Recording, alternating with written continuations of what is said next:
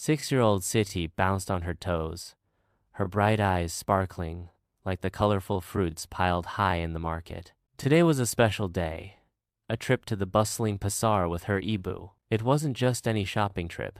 It was an adventure, a whirlwind of sights, smells, and sounds that tickled Siti's imagination. This was Siti's very own marketplace expedition, and she was ready to explore. First, they ventured into the fragrant world of spices.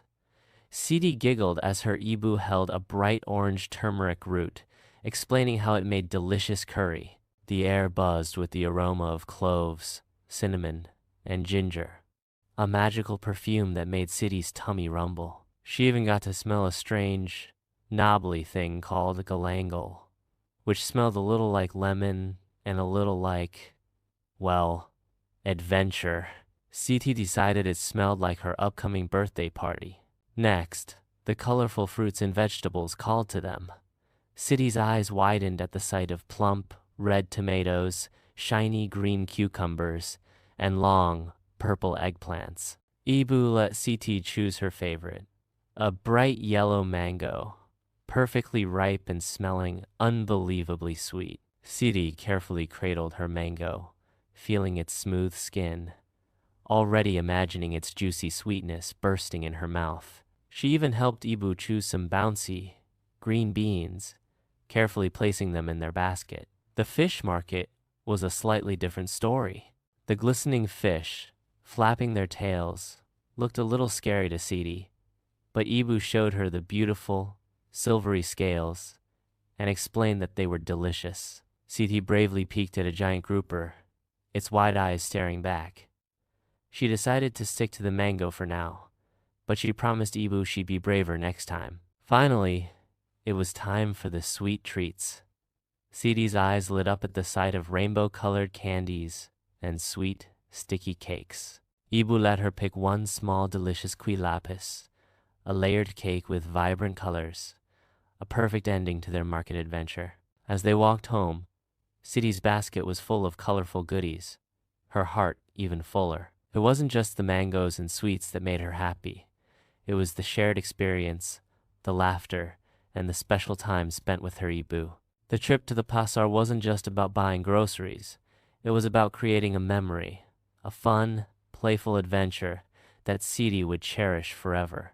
The aroma of spices and the taste of the mango would always remind her of this special day at the market with her beloved Ibu. Nana, a sprightly 6-year-old with a giggle as bright as sunshine, loved helping her mother in the kitchen. It wasn't just about eating the delicious cookies afterwards. Nana found the whole process a wonderfully messy adventure. Her tiny hands, usually covered in paint or glitter, were now ready for a different kind of creation, culinary masterpieces. One sunny morning, Nana's mom was baking a chocolate cake. Nana, bouncing on her toes, declared, "I want to help, Mama." Her mom, smiling, gave her a small apron, its bib adorned with cheerful cartoon bunnies. Nana's eyes widened. She was officially a kitchen assistant. Her first task was surprisingly important: cracking eggs. Nana, with a little guidance, carefully cracked each egg into a bowl, her concentration evident in her furrowed brow. A yolk slipped, splattering a little onto her apron, but Nana just giggled, wiping it off with a flour-dusted hand.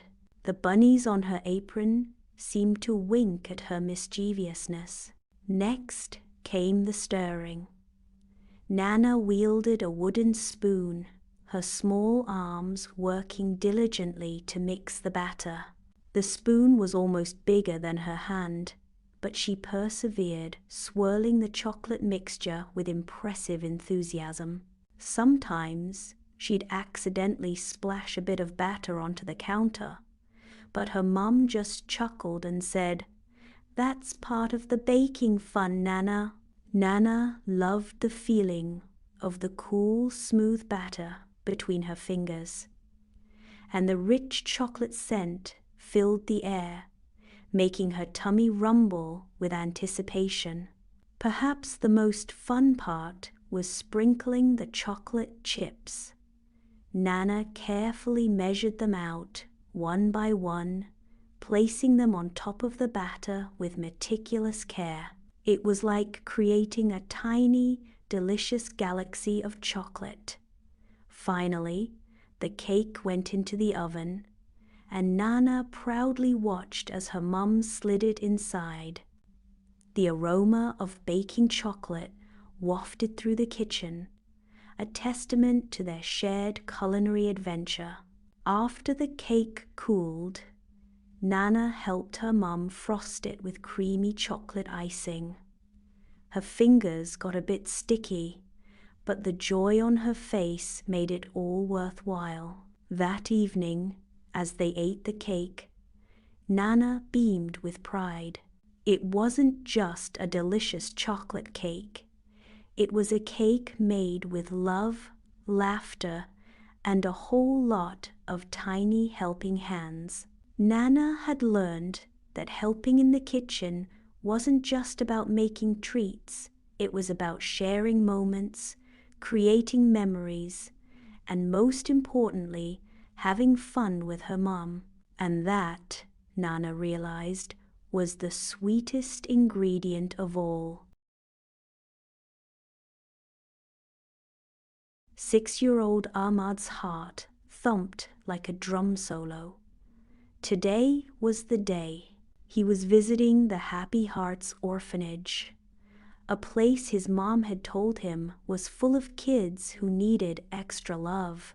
Ahmad, with his bright red shoes and a backpack overflowing with colorful toys, felt a mix of excitement and a little nervousness. This wasn't just any trip. This was an adventure to a land of new friends waiting to be discovered. The orphanage was a cheerful yellow building, much brighter than Ahmad imagined. He was greeted by Kak Lena, a kind lady with a warm smile that made his tummy giggle. Kak Lena explained that the children at Happy Hearts love to play games, sing songs, and tell stories. Ahmad's nervousness melted away, replaced by a buzzing curiosity. First, Ahmad joined a group of children playing with building blocks. He quickly learned that even though they didn't have the same toys at home, their imaginations were just as big, if not bigger. They built towering castles, zooming spaceships, and even a giant wobbly pizza. Ahmad learned that a missing piece could be replaced with a clever stick or a brightly colored button. It was amazing. Later, they sang songs. Ahmad, usually shy about singing, found himself joining in with gusto. His voice, usually reserved for his pet hamster, soared with the other children's, creating a joyful chorus that echoed through the room. He learned that everyone's voice, no matter how small, added to the melody. The highlight of the day was storytelling time. Each child shared a story, some silly, some adventurous, all unique. Ahmad shared his favorite tale about a brave little mouse who outsmarted a grumpy cat. He discovered that everyone had a story to tell, and every story was special. As the sun began to set, Ahmad's visit came to an end. He hugged each of the new friends he'd made, promising to visit again soon. His backpack, once full of toys, was now filled with new memories and the warm feeling of friendship. He had not only given the children at Happy Hearts a fun afternoon, but they, in turn, had given him something even more precious, a deeper understanding of kindness, sharing, and the joy of connection. Ahmad knew this wasn't just a visit to an orphanage. It was a visit to a place where hearts were truly happy, and he was lucky enough to be a part of it. 6-year-old Joko's eyes, wide as saucers, took in a swirling kaleidoscope of color. He'd arrived at the art exhibition, a place that smelled faintly of old paper and exciting possibilities, hand in hand with his grandfather. This wasn't just any art exhibition. This was an adventure waiting to happen. The first painting Joko saw was a vibrant explosion of blues and greens. It looked like a magical underwater kingdom, complete with playful fish with shimmering scales and a grumpy-looking octopus hiding amongst the coral. Joko pointed, a giggle escaping his lips. "Grandpa, look! A fish is tickling the octopus." His grandfather chuckled, encouraging Joko's imaginative interpretations. This wasn't about knowing the artist's name or the painting's title. It was about the joy of discovery. Next, they encountered a portrait of a majestic lion. It wasn't just a painting, it was a roaring, majestic king, his mane a fiery sunset. Joko imagined himself riding on the lion's back, galloping across the savannah, chasing playful zebras. He even tried to mimic the lion's roar, a small but enthusiastic sound that made his grandfather smile. The paintings weren't just pictures, they were portals to other worlds. A playful painting of a mischievous monkey swinging through a jungle caught Joko's attention next. This one made him want to join the monkey, imagining himself leaping from branch to branch, eating juicy mangoes. He made monkey sounds and even tried to imitate the monkey's swinging motion, nearly tripping over his own feet in the process. It was clear that the art wasn't just something to observe passively. It was something to interact with, to become a part of. As they moved through the exhibition, Joko discovered other wonders. A field of sunflowers taller than himself, a bustling city street filled with tiny people, and a serene landscape that made him feel calm and peaceful. Each painting sparked a new adventure in his imagination. Leaving the exhibition, Joko clutched a small, colorful brochure, his face beaming. He chatted excitedly about the grumpy octopus, the Lion King, and the mischievous monkey. The art exhibition wasn't just a collection of pictures. It was a playground for his imagination, a place where he'd bravely explored fantastical lands and befriended roaring lions and playful monkeys. It was a day filled with laughter, wonder, and the magic only a child's imagination can create. And for Joko, the adventure had only just begun. 6-year-old Adnan bounced on the balls of his feet, his fishing rod almost as tall as he was. The salty air whipped through his hair as he stood on the edge of the boat, his eyes wide with excitement. Today was the day. He was going fishing with his dad, out on the big blue ocean. This wasn't just any fishing trip. This was an adventure. First, Adnan's dad, a man with a laugh as warm as the sun, helped him bait his hook. It was a wiggly pink worm, and Adnan giggled, a little nervous about touching it. but with his dad's patient guidance, he carefully threaded it onto the hook. This was the serious part of the adventure, the preparation for the exciting catch. Next came the casting. Adnan's small arms struggled a bit, but his dad held his hand, guiding the rod with gentle strength. Whoosh went the line, the hook sailing far out into the shimmering water. Adnan felt a thrill run through him. He held his breath, patiently waiting. He imagined all sorts of amazing fish, giant, colorful ones with scales that glittered like jewels. The wait wasn't boring, though. Adnan and his dad talked about the seagulls soaring overhead, their cries echoing across the water. They sang silly songs, and Adnan told his dad about his day at school, about the funny things his friend, Mika, did. It was a special time, just the two of them, sharing secrets and laughter against the backdrop of the endless ocean. Then, the tug. Adnan's rod bent, and he felt a thrilling pull on the line. His eyes widened, and he squealed with delight. With his dad's help, he carefully reeled in the line.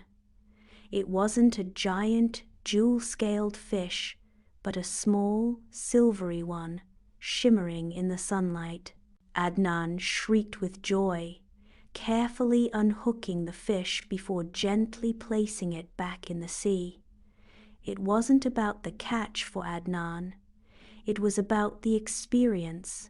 As the sun began to set, painting the sky in shades of orange and pink, Adnan and his dad headed back to shore. Adnan, tired but exhilarated, snuggled close to his dad, clutching his tiny but perfectly formed fishing rod. It had been a day filled with laughter, learning, and the magic of sharing a special moment with his dad.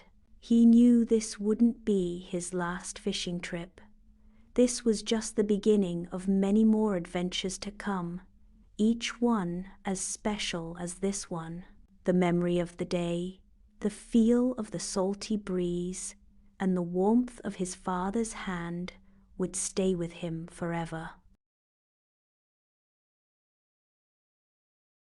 6-year-old Bagas lived in a cheerful village nestled beside a sparkling river.